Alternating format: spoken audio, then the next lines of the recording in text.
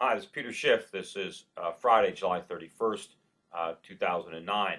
And I am recording this blog from a green room here at 30 Rockefeller Center. I'm waiting to do a Kudlow show on CNBC this evening. I just actually came from Glenn Beck, which I did live on Fox earlier today. So a couple of media appearances today, although probably by the time you see this video blog, they'll be finished.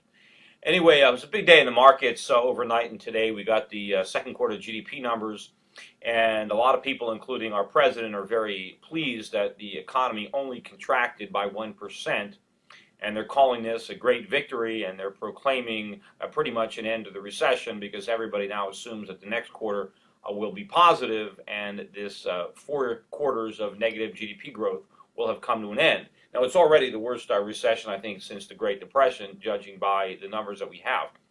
But the only way that we can say that the recession is over is if we're acknowledging that the depression is beginning, because that's all we can look at. Everything that the government has done in the name of fighting this recession has actually made the situation worse. We're in more debt now than when the recession began, so we're in a deeper hole. And it's going to be even more problematic to get out. All the government has done is force-fed more debt into the economy, and they've prevented the market from correcting the imbalances that so badly need correction. So rather than on the way to recovery, we're still making the situation worse. I talked on this blog some time ago about the cash for clunkers bill when it was just being proposed. Of course, it was enacted, and they announced today that it ran out of money. Because they quickly found that a lot of people turned in their clunkers for the $4,500, and they expanded, I think, the program today by another 1 or 2 billion. But I mean, think about what a crazy policy this is, and I pointed this out before. First of all, we're taking clunkers, cars that work, cars that were on the road, that are functioning, and there's no debt. People don't have car loans on these clunkers, and we're destroying them. These are valuable pieces of property.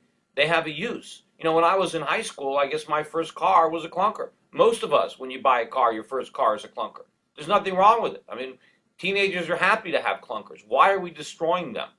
And also, why are we encouraging people who own cars? And if they own clunkers, it's probably because that's really all they can afford, and they don't have any debt. Why are we giving them money to now take a car loan that they didn't have before? They're going to go into debt, to buy cars they can't afford. We're in trouble as a nation because we took on too much debt. The last thing we want is more debt. And the last thing we want to do is destroy assets and replace them with debt. And of course, a lot of the new cars that are being bought, they're imports. A lot of these cars are made in Japan and other countries. We're running up our trade deficit intentionally. Why would we do this to ourselves? This makes as much sense as what FDR did during the Great Depression, where, we destroyed food. We destroyed crops. We slaughtered pigs, all to make the price of food go up. Why would anybody want to do that? You're in a depression. People are unemployed. People are hungry, and you're destroying food. But this is what governments do. This is how they solve problems. They make them worse. If you look at what actually happened in the market today, look at what happened to the U.S. dollar. It got hit pretty hard. The dollar index closed at a new low for the year. We're getting close now to the 78 handle. I mean, we're 78 and change, but we're almost getting ready to break through a 78 even. In addition, the foreign markets are continuing to be strong. China bounced back from a one-day, 5% drop. It's almost gained it all back.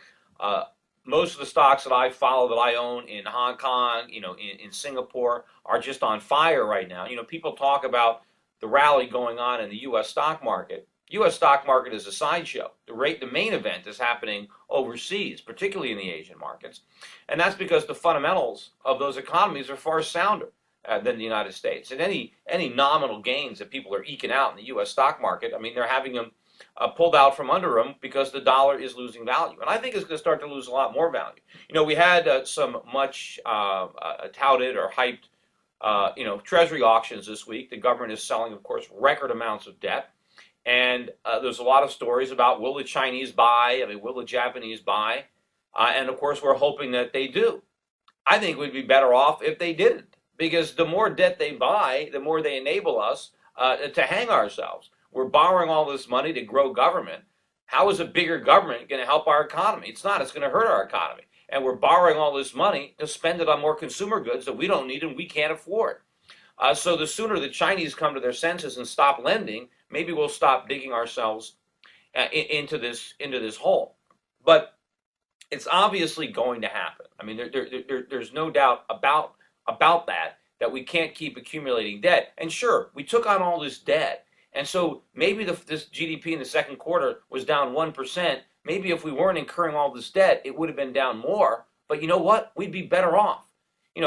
Having a slightly worse economy at the expense of trillions in extra debt.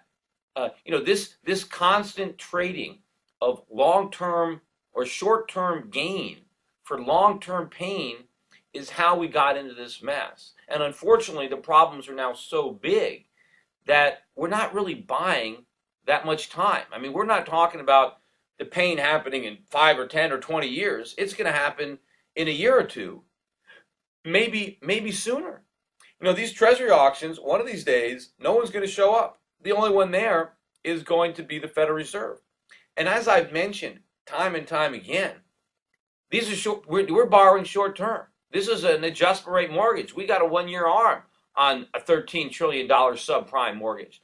This is a big problem because when interest rates go up, I mean, look what's happening. I just looked at the news in California today. The delinquency rate on home mortgages in California is almost 10%. 1 out of 10 people in California with mortgages are behind in their payments. Do you realize what a big number that is? And you know what? It's going to go up more. It's going to get bigger. Because as real estate prices fall, more people are going to lose the incentive to make their payments on these overpriced homes that they were tricked into buying. And of course, more and more Californians are going to keep losing their jobs. Everybody's going to lose their jobs because companies are not getting the capital that they need to expand because the government's taking it all. The government's borrowing all the capital that might be available. And by keeping interest rates artificially low, we're not going to get the savings that we need to fund business expansion, which is what we need. I mean, everything the government is doing, they're trying to prop up the deflating economy. But in doing that, they're preventing a more legitimate, prosperous economy from rising to take its place, to hire the people who are unemployed, or to hire people efficiently to do things that we need because those people are currently being kept at jobs that we really don't need, that really aren't productive and aren't efficient and aren't contributing to our prosperity. In the GDP numbers we got today, the biggest number was, I think, a 9 or 10% increase in government spending. How are we better off because the government's spending more money? They're spending our money. They have to take that money from us to spend it. They make us poorer every time they spend money. Now, they're not taking it from us in taxes. They're simply borrowing it from the Chinese and the Japanese and obligating us to pay it back with interest. So in addition to our own debts, now we have to worry about all the additional debts that are being accumulated in our name by our leaders. And then Barack Obama goes on national television and tells us that we should be happy, that this is great, that his plan is working. Working out for who? We're deeper in debt. The economy is in worse shape than when he was elected, and we're supposed to be happy about this? Now, what he's saying is, of course, well, if it wasn't for all these plans, it would be even worse. Well, how can you, even argue with that? How can you prove? How do we know what would have happened had he done nothing? No, I agree. I think that, there would have been some problems. There would have been a lot of problems for the people on Wall Street. The people from Goldman Sachs and Morgan Stanley, they wouldn't be as rich. They wouldn't be making oodles of money right now if it wasn't for these bailouts. I read that the bonuses that they're earning now exceed their profits. Imagine if you're a shareholder and all the profits that the financial companies are earning are going to the very guys that destroyed the company in the first place. This is ridiculous. So obviously, Wall Street would be in worse shape, but I think Main Street maybe would be on the way to recovery. Maybe we'd be getting our act together.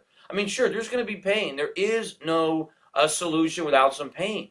But let's face it, let's get it over with because we're just making it worse. And the problem is, we're making it a lot worse. We're not just making it a little worse, right? We already know the consequences of the Bush Greenspan stimulus. We got a huge hangover from that, but they're doing it worse. Obama and Bernanke, they're off the charts.